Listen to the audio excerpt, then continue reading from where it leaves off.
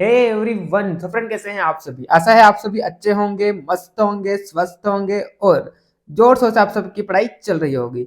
So guys, हमने संस्कृत में कल संज्ञा प्रकरण टॉपिक पढ़ना स्टार्ट कर दिया था, है ना। और कल हमने करीबन 8 से 10 संज्ञाओं को देख लिया था। नाउ आज के इस लेक्चर में बाकी की जो संज्ञा है उसे हम कवर कर लेंगे और इस तरह से आज हमारा संज्ञा प्रकरण टॉपिक पूरा एंड हो जाएगा। ठीक है, तो चलिए टाइम को ज्यादा वेस्ट न करते हुए हम टॉपिक को स्टार्ट करते हैं। ठीक है, तो आप देख सकते हैं हमने कौन कौन सी संज्ञा कवर कर ली थी। तो लास्ट लेक्चर में हमने संयोग संज्ञा को देख लिया था, जिसका सूत्र क्या था, हलो अनंतराह संयोगः। ठीक है, उसके बाद हमने वृद्धि संज्ञा को देखा था, जिसका सूत्र था वृद्धि रादैच्य। ठीक है, उसके बाद हमने गुण संज्ञा को देखा था, गुण संज्ञा का सूत्र क्या था, अदेंग गुणः। उसके बाद हमने किसको देखा था, उसके बाद हमने सवर्ण संज्ञा को देखा था, तुल्याश्य प्रथम श्रवणम। ठीक है, उसके बाद हमने क्या देखा था, उसके बाद हमने कल अनुनासिक संज्ञा को देखा था, मुख नासिका वचनो अनुनासिकः। ठीक है, उसके बाद हमने क्या देखा था, इत संज्ञा हलंत्यम सूत्र उसका, है ना। प्रत्याहार आदिरंत्यं सहिता, उदात उच्चैः उदात, है ना, अनुदात निश्चय अनुदात, स्वरित समाहारः स्वरित। ठीक है, और नाउ आज किस लेक्चर से हम बाकी की जो संख्या बाकी है उसे हम कवर कर लेते हैं। ठीक है, तो जो लोग यूट्यूब पर लेक्चर देख रहे हैं तो आप चैनल को सब्सक्राइब नहीं किए हो, चैनल को आप सब्सक्राइब कर लीजिए, है ना। वीडियो को लाइक कर दीजिए और अगर आपको पेड कोर्सेज चाहिए तो आप उसके लिए आयुर्वेदा विंग्स एप्लीकेशन डाउनलोड कीजिए। ठीक है, ये एक लास्ट लेक्चर संस्कृत का जो मैं यूट्यूब पर अपलोड करूंगा, बाकी की सारी सीरीज आपको कहाँ पर मिलेगी, आयुर्वेदा विंग्स पर मिलेगा। ठीक है, तो आपने अभी ऐप को डाउनलोड नहीं किया है तो फटाफट डाउनलोड कीजिए, है ना, वहां पर आपको सारा कंटेंट मिल जाएगा। ठीक, चलिए तो अब हम आगे की संज्ञा जो कि है उपधा संज्ञा उसे हम स्टार्ट करते हैं। ठीक है, तो उपधा संज्ञा का यहाँ पर सूत्र दिया गया है, अलो अलो अंत्यात पूर्व उपधा। ठीक है, तो ये सूत्र क्या बोल रहा है, ये सूत्र ये बोल रहा है कि किसी भी शब्द के जो अंतिम वर्ण होता है, किसी भी शब्द का जो अंतिम वर्ण होता है उसके जस्ट पहले वाले वर्ण की कौन सी संज्ञा होती है, उपधा संज्ञा होती है। क्या बोला यहाँ पर सूत्र आप देखिए, अलो अंत्यात पूर्व उपधा, यानी कि किसी भी शब्द का जो अंतिम वर्ण होता है उसके जस्ट पूर्व वाला जो वर्ण होता है उसकी कौन सी संज्ञा होती है, उसकी उपधा संज्ञा होती है। तो आप यहाँ पर देखिए, जैसे कि यहाँ आप राजन को देखिए, है ना, आप राजन को देखिए, है ना। तो अगर आप इस राजन वर्ड को आप तोड़ेंगे, है ना, तो र, है ना, फिर यहाँ पर क्या है, दीर्घ अ है, फिर ज, फिर अ, और फिर यहाँ पर न, और फिर क्या है यहाँ पर अ। ठीक है, तो यहाँ पर अंतिम वर्ण कौन सा, अंतिम वर्ण क्या है यहाँ पर अ है, तो उसके जस्ट पहले वाला वर्ण जो कि यहाँ पर आपको क्या दिखाई दे रहा है, ये न दिखाई दे रहा है। तो इस न की कौन सी संज्ञा होगी, इस न की उपधा संज्ञा होगी। कौन सी संज्ञा होगी, उपधा संज्ञा।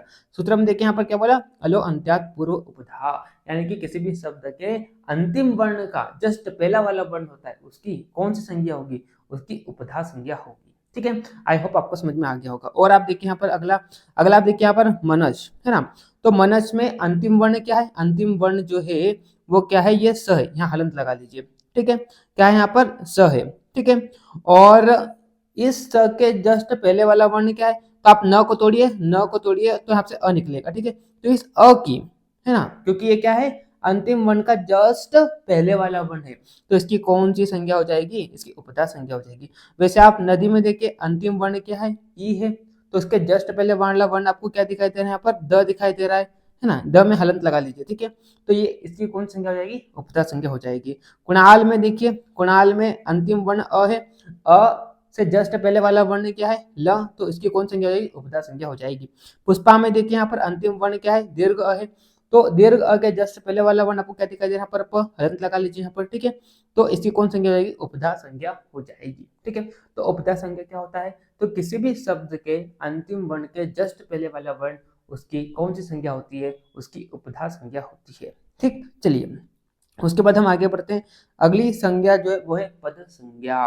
ठीक है, तो देखो पद संज्ञा, यहाँ पर आप पहले इसका सूत्र देखिए, सुप त्यंतम पदम, यानी कि सुप और ती, सुप और सुबंत और त्यंत की कौन सी संज्ञा होती है, पद संज्ञा होती है। अब आप बोलेंगे सर ये सुबंत और त्यंत क्या होता है, तो जब हम क्या पढ़ेंगे, जब हम प्रत्यय पढ़ेंगे तो वहां पर मैं आपको बताऊंगा कि प्रत्यय जो होते हैं कितने प्रकार के होते हैं, 5 प्रकार के होते हैं। चलो यहाँ बताता हूँ, है ना। प्रत्यय कितने प्रकार के होते हैं, प्रत्यय जो होते हैं वो कितने प्रकार के होते हैं, 5 प्रकार के होते हैं। कितने प्रकार के होते हैं, 5 प्रकार के होते हैं। है ना। प्रत्यय कितने प्रकार के होते हैं? 5 प्रकार के। सबसे पहला प्रत्यय कौन सा होता है? सबसे पहला प्रत्यय होता है कृत प्रत्यय। दूसरा प्रत्यय कौन सा होता है? तिंग प्रत्यय। तीसरा प्रत्यय कौन सा होता है? सुप प्रत्यय, है ना। चौथा प्रत्यय कौन सा होता है? स्त्री प्रत्यय। और पांचवा प्रत्यय कौन सा होता है? तद्धित प्रत्यय। ठीक है, तद्धित प्रत्यय। ठीक है, तो इसमें से जो ऊपर के आपको ये जो दो प्रत्यय दिखाई दे रहे हैं, ये किसके साथ जुड़ते हैं? ये धातु रूप के साथ लगते हैं। और ये जो नीचे के आपको दिखाई दे रहे हैं, ये किसके साथ लगते हैं? ये शब्द रूप के साथ लगते हैं। ठीक है, शब्द रूप के साथ लगते हैं। ठीक है, तो सुबंत क्या होता है? तो आपको ये जो सुप प्रत्यय दिखाई दे रहा है ना, ये जो सुप प्रत्यय दिखाई दे रहा है, यह सुप प्रत्यय अगर मान लो किसके साथ लग जाता है? यह सुप प्रत्यय अगर मान लो किसके साथ लग जाता है? शब्द रूप के साथ लग जाता है, किसी भी शब्द के साथ लग जाता है, तो ये क्या बन जाता है? ये आपका सुबंत बन जाता है। ठीक है, और ये जो तिंग प्रत्यय है ना, ये आपका तिंग प्रत्यय जो है, अगर किसके साथ लग जाता है? धातु रूप के साथ लग जाता है। किसके साथ लग जाता है? धातु रूप के साथ लग जाता है, तो ये क्या कहलाता है? ये तियंत कहलाता है। क्या कहलाता है? ये तियंत कहलाता है। और सूत्र में यही बोला, क्या बोला यहाँ पर? सुप तियंतम पदम, यानी कि सुबंत, यानी कि क्या हो जाएगा? सुबंत और तियंत।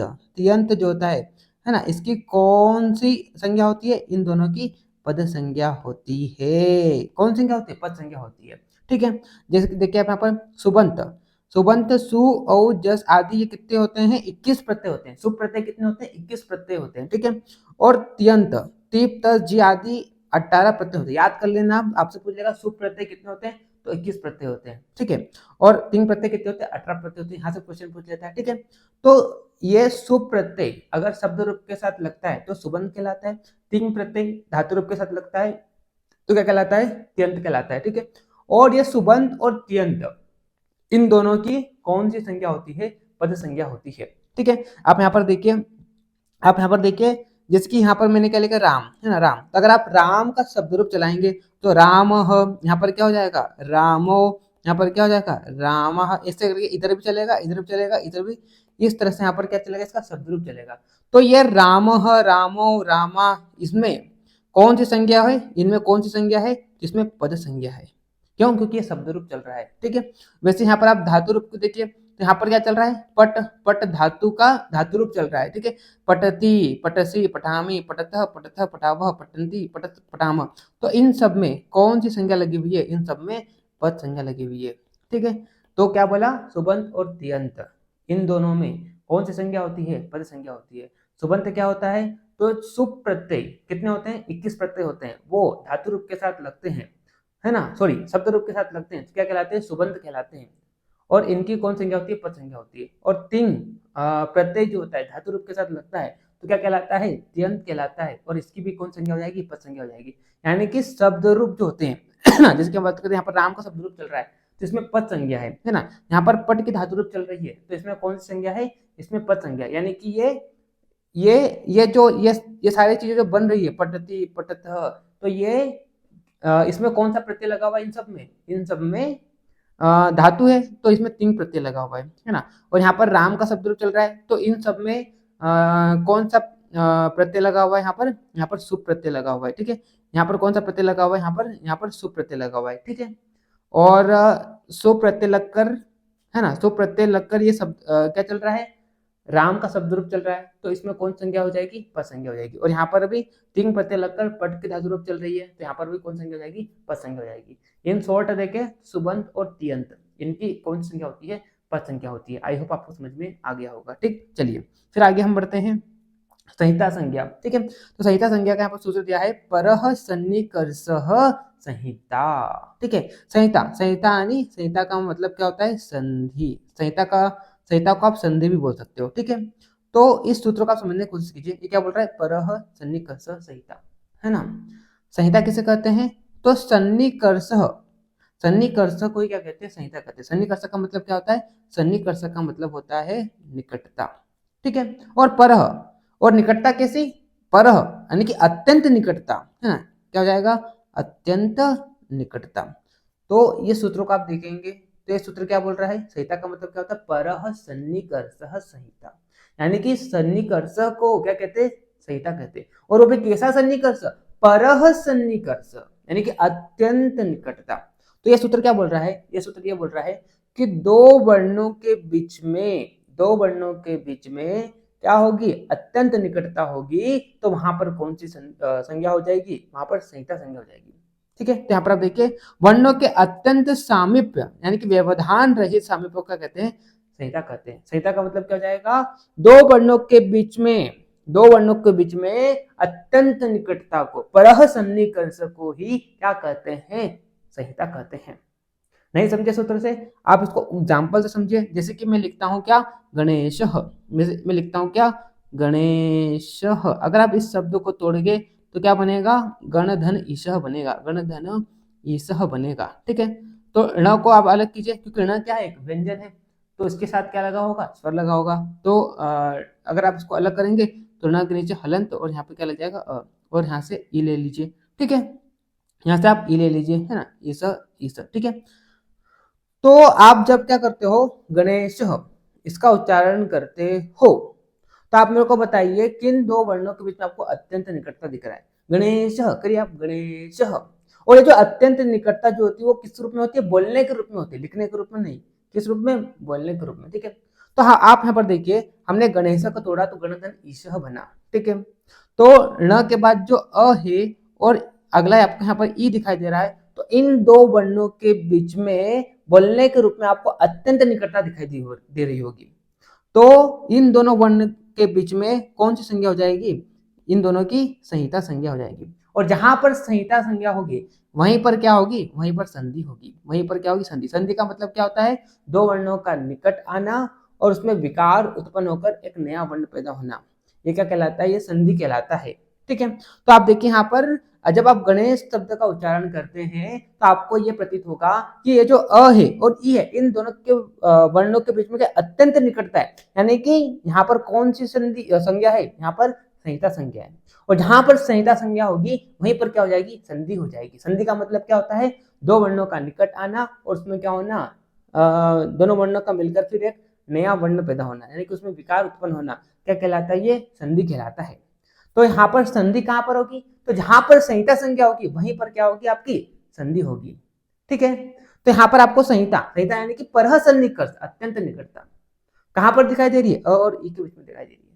तो अ और ई के बीच में यहाँ पर कौन सी संज्ञा है, यहाँ पर अ और ई की संहिता संज्ञा है, यानी कि यहाँ पर क्या हो जाएगा, यहाँ पर संधि हो जाएगी। ठीक है, तो यहाँ पर अ और ई ये दोनों मिलकर क्या हो जाएंगे, संधि होकर ए बन जाएगा। ठीक है, तो पूरा क्या बन जाएगा, यहाँ पर जोड़ेंगे तो गणेश बन जाएगा। ठीक है, आगे यहाँ पर विद्यालय को देखिए, तो विद्यालय है ना, तो विद्यालय में इस ध्य के बाद यहाँ पर क्या है, आ है और आगे भी यहाँ पर क्या है, आ है। ठीक है, तो यहाँ पर आप देखिए, यहाँ पर जब विद्यालय बोलते हैं तो किन दो वर्णों के बीच में आपको अत्यंत निकटता दिख रही है, तो एक तो ये वाला अ और एक ये वाला दीर्घ, इन दोनों वर्णों के बीच में आपको क्या दिख रही है, अत्यंत निकटता दिख रही है, यानी कि इन दोनों में कौन सी संज्ञा है, इन दोनों में संहिता संज्ञा है। कौन संज्ञा है, संहिता संज्ञा। और जहां पर संहिता संज्ञा होगी वहीं पर क्या होगी, संधि हो जाएगी। ठीक है, तो ये जो दीर्घ अ है और ये जो दीर्घ अ है, तो ये दोनों मिलकर क्या बन जाएंगे, दोनों मिलकर एक सिंगल दीर्घ अ बन जाएंगे। तो जब उनको जोड़ेंगे तो क्या बन जाएगा, विद्यालय बन जाएगा। यहाँ पर कौन सी संधि हुई है, यहाँ पर कौन सी संधि हुई है, तो यहाँ पर कौन संधि हुई है, यहाँ पर दीर्घ संधि हुई है। दीर्घ संधि क्या बोलता है, दीर्घ संधि ये बोलता है कि अक प्रत्याहार के बाद, है ना, अक प्रत्याहार के बाद कोई सवर्ण आए, है ना, अक प्रत्याहार के बाद क्या आए, कोई सवर्ण आए, तो उसकी कौन सी संधि होगी, दीर्घ संधि होगी, यानी कि दोनों मिलकर क्या बन जाएंगे, दीर्घ बन जाएंगे। ठीक है, तो आप यहाँ पर देखिए यहाँ पर ये दोनों मिलकर दीर्घ अ बन गए, यहाँ पर विद्यालय बन गया। जब हम संधि पढ़ेंगे तब आपको संधि करते आएगा। मैं आपको संधि नहीं पढ़ा रहा हूँ, मैं आपको संहिता संज्ञा पढ़ा रहा हूँ। संहिता संज्ञा का सूत्र क्या है, परह सन्निकर्षः संहिता, यानी कि दो वर्णों के बीच में अत्यंत निकटता का होना ही क्या कहलाएगा, संहिता संज्ञा कहलाएगा। जिन दो वर्णों के बीच में क्या होगी, अत्यंत निकटता होगी, है ना, व्यवधान रहित निकटता होगी, है ना, अत्यंत सामीप्य होगी, तो उन दो वर्णों की संहिता संज्ञा होगी। और जहां पर संहिता संज्ञा होगी वहीं पर क्या हो जाएगी, संधि हो जाएगी। आप देखिए यहाँ पर आगे यहाँ पर मधुवरी, जब आप मधुवरी को बोलते हो तो आपको ये प्रतीत होगा कि मधु में जो ऊ है ना, और ये अ है, तो इन दोनों के वर्णों के बीच में क्या अत्यंत निकटता है। और जहां पर अत्यंत निकटता होती है दो वर्णों की, तो वहां पर क्या होता है, वहां पर संहिता संज्ञा होती है। तो इन दोनों में क्या हो जाएगी, संहिता संज्ञा होगी। और जहां पर संहिता होगी, संज्ञा होगी, वहीं पर क्या होगी, संधि होगी। तो इन दोनों में क्या हो जाएगी, संधि हो जाएगी। ठीक है, आगे यहाँ पर देखिए वाक धन ईसह, तो इस क और ई में क्या है, अत्यंत निकटता है, अत्यंत सामीप्यता है। ठीक है, तो ये दोनों मिलकर क्या ये दोनों में क्या हो जाएगी, संहिता संज्ञा होगी। और यहाँ पर संहिता होगी तो यहाँ पर क्या हो जाएगा, संधि। मतलब जहां पर संहिता संज्ञा है वहीं उन दोनों वर्णों के बीच में क्या होगी, संधि होगी। ठीक है, तो आई होप आपको समझ में आ गया होगा। इन शॉर्ट टर्म बोलो तो क्या हो जाएगा, परह सन्निकर्ष संहिता, यानी कि जिन दो वर्णों के बीच में क्या होता है, अत्यंत निकटता होती है, तो वहां पर क्या होती है, संहिता संज्ञा होती है। और जहां पर संहिता संज्ञा होगी वहीं पर क्या होगी, संधि। संहिता का मतलब क्या होता है, संधि। मैंने डिटेल में आपको समझाने की कोशिश करी है। ठीक है, जब मैं आपको संधि पढ़ाऊंगा ना, तो ये चीज आपको और अच्छे से समझ में आएगी, आपको दिखने लगेगी। ठीक है, अभी आप टेंशन मत लीजिए। ठीक, चलिए फिर हम आगे बढ़ते हैं। आगे यहाँ पर है उपसर्ग। ठीक है, उपसर्ग संज्ञा। तो उपसर्ग संज्ञा जो है, देखो अब संस्कृत में टोटल उपसर्ग कितने होते हैं, 22 उपसर्ग होते हैं। कौन कौन से, याद कर लीजिए आप, ये आता है, पूछता है। ठीक है, प्र परा अप सम अनु अव निसन, इसे देखो उपसर्ग है ना, चार चार जोड़े पे याद करोगे तो आपको आसानी रहेगी। 22 उपसर्ग होते हैं, तो चार चार जोड़े बना लो। ठीक है, जैसे कि मैंने बनाया, प्र परा अप सम, प्र परा कर लीजिए, है ना, प्र परा अप सम अनु अव निसन दुस दुर यांग नि अधि अभि अति सु उद अभिप्रति और परि और उप, इस तरह से ये चार चार जोड़े बनाकर आप क्या कर लीजिए, 22 उपसर्ग को याद कर लीजिए। ठीक है, तो ये उपसर्ग संज्ञा कब होगी, तो जितने भी आपको ये प्रादय दिख रहा है ना, यानी कि ये प्र प्रा आदि, ये जो 22 उपसर्ग आपको दिख रहे हैं ना, प्र परा आदि, ये जो 22 आपको चीजें दिख रही है, अगर ये किसके साथ जुड़ती है, अगर ये क्रिया के साथ जुड़ती है, क्रिया यानी कि धातु के साथ लगते हैं, तो इनकी कौन संज्ञा होती है, उपसर्ग संज्ञा होती है ना। देखिए यहाँ पर उपसर्गा क्रिया योगे, यानी कि ये जो 22 चीज आपको जो दिखाई दे रहे हैं, अगर ये क्रिया के साथ जुड़ते हैं, क्रिया यानी कि किसी भी धातु के साथ जुड़ते हैं, किसी भी धातु के साथ जुड़ते हैं, तो इनकी कौन सी संज्ञा होगी, इनकी उपसर्ग संज्ञा होगी। मोस्ट इंपोर्टेंट सूत्र है, मोस्ट इंपोर्टेंट सूत्र है, आपसे पूछ लेगा उपसर्ग का सूत्र होता है, या तो आपसे ऐसा बोल देगा कि ऐसा लिख देगा, है ना, उपसर्गा और चार ऑप्शन दे देगा, तो क्रिया योग्य, वहां पर धातु योग्य, क्रिया योग्य, इस तरह से लिखा रहेगा, है ना। तो आपको क्या टिक लगाना है, मतलब उपसर्ग का मतलब क्या होता है, ये जो 22 चीजें है, अगर ये धातु के साथ जुड़ती है, क्रिया के साथ जुड़ती है, तो इनकी उपसर्ग संज्ञा हो जाती है। बस इतना बोल रहा हूं मैं। ठीक है, और इन्हीं 22 का चादयो अत्सत्वे सूत्र से कौन सी संज्ञा होती है, निपात संज्ञा होती है। ये भी आप याद कर लीजिए। ठीक है, तो देखिए ये सब 22 प्रादि है, और जिस समय ये क्या करते हैं, क्रिया के साथ लग जाते हैं, तो इनकी उपसर्ग संज्ञा हो जाती है। जैसे कि एग्जांपल देखिए आप, नव एक क्या है, नव एक धातु है ना, या इसको आप क्या बोल दो, क्रिया बोल दो। ठीक है, तो यहाँ पर आप देखिए, यहाँ पर ये प्र उपसर्ग जुड़ गया, तो तब जाके इसकी क्या हो गई, उपसर्ग संज्ञा हो गई, है ना। ऐसे नहीं, ऐसे नहीं ये उपसर्ग कहलाएगा, प्र परा ऐसे नहीं कहलाएगा। जब ये धातु के साथ जुड़ता है, क्रिया के साथ जुड़ता है, तब इनकी कौन संज्ञा हो जाएगी, उपसर्ग संज्ञा हो जाएगी। ठीक है, चलिए, तो इस तरह से ये हो गया। अब आगे हम बात करते हैं प्रगृहा संज्ञा, है ना। इसका सूत्र क्या बोला, एदु देहि वचनम प्रगृहम। ठीक है, तो यह सूत्र क्या करता है, प्रगृह संज्ञा करने वाला सूत्र है। और यह सूत्र क्या बोलता है कि इत उत एत, इत उत एत यानी कि इकारांत, उकारांत और एकारांत, ई उ ए, जब ये क्या होते हैं, द्विवचन में होते हैं, तो इनकी प्रज्ञा संज्ञा होती है ना। तो इकारांत, उकारांत, एकारांत क्या होते हैं, जब हम क्या पढ़ेंगे, शब्द रूप पढ़ेंगे, वहां पर आपको समझ में आ जाएगा। ठीक है, वहां पर मैं डिटेल में बताया है, लेकिन अभी आप समझने की कोशिश कीजिए। इकारांत, उकारांत और एकारांत जो होते हैं, ठीक है, इनका द्विवचन जो होता है, तो उनकी कौन संज्ञा होती है, प्रज्ञा संज्ञा होती है। ठीक है, जैसे कि आप यहाँ पर देखिए, हरि एतौ विष्णु इमो और पचेते इति, है ना।